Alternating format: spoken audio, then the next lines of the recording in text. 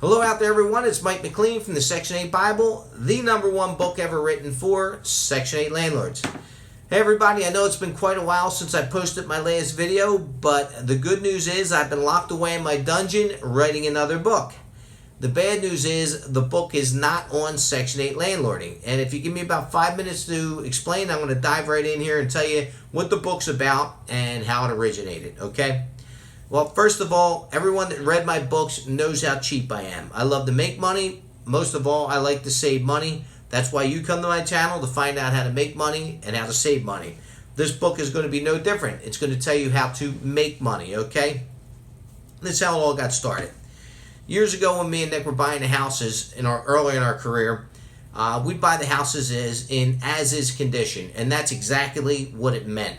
People we'd sign a contract with somebody, they'd walk away from the house right after settlement, we'd go back to the house, and that's exactly how they left it, in as-is condition. It was always loaded with junk and garbage. Beds, carpet, washers, dryers, bed frames, toys, any kind of junk was left in the property. So the first thing we would do, we'd back our stake body up to the property, load all the garbage and trash, metal, everything onto our stake body, and we would take it to not the scrapyard, we'd take it to the dump to get rid of it, okay? So they would weigh us in. We'd probably pay about $300 to get rid of all the junk that was in the house. I'd bitch all the way back from the dump all the way back to the house saying, my God, half the shit we're dumping's metal. You know what I mean? So that's where our weight's coming from.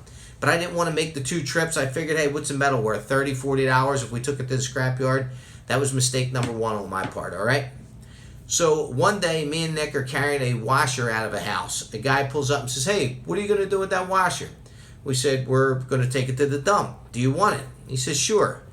I said, okay, well, there's a bunch of metal still inside the property. If you want that, go in there and grab that too. We'll direct you right to it.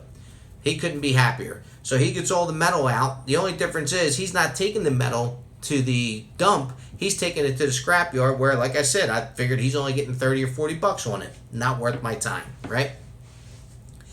So one day, the guy's name was Ernie. He calls up and says, Mike, I can't make it. My helper's not coming in today. Can you put all the metal out front and your guys can help me throw it on my truck when I get there? I said, sure. So I have my guys carry all the metal out, all the metal sitting on the curb. Within 1 hour's time, 3 trucks pulled up and asked if they could have the metal. I had to keep telling the people, no, it's spoken for, okay?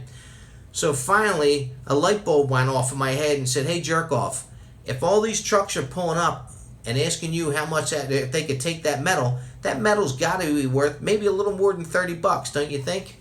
So I said, okay, listen, I told my guys to throw all the scrap metal onto my stake body. So now I'm taking all the metal to the scrapyard instead of to the dump. So I pull in the scrapyard, I weigh in. I forget how much weight I had on there, but anyway, I weigh in, I get my receipt, I throw all the stuff up back in my truck, and I like to shit myself when I get it, the receipt. I make $230 just off the metal. That was enough to pay my helpers for the day. So, man, I felt like a complete ass. I said, for years I've been giving this guy this metal. When I got 2 kids here that are strong enough to throw the metal right onto my truck, instead I'm giving it to somebody else, okay? After that, never, ever did I ever throw metal away, give metal away, or do anything. I always scrapped it myself. Also, what happened to me, just like my real estate flu, I got the metal flu. So I'm up at 5 o'clock every morning.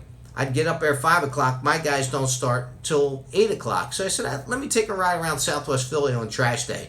Well, I started throwing metal on my truck twice a week. And every time I would go to the scrapyard, within an hour's time of throwing metal on my truck, I'd make $300, $600 a week just, throwing metal on my truck. After that, I started learning a lot of interesting places to find metal. That's everything that's included in the book. I tell you where to find metal, the easiest ways to get it. I don't like going to people's houses and doing it. I wrote a couple stories on that. So if you like my writing, I got a lot of good stories in there. Basically, I tell you, just a couple ways to make a couple bucks on the side. If you're interested in just the Section 8, that's fine. But if you're interested in learning how to make a couple extra bucks, this is the book right here. It's called Metal Money. I got it it's only on Amazon. I think I have an ebook also on Amazon of Metal Money, so you can get the paperback or the ebook. Either way, you can get it. If you like the book, give me a 5-star review. If you don't like the book, give me a 4-star review.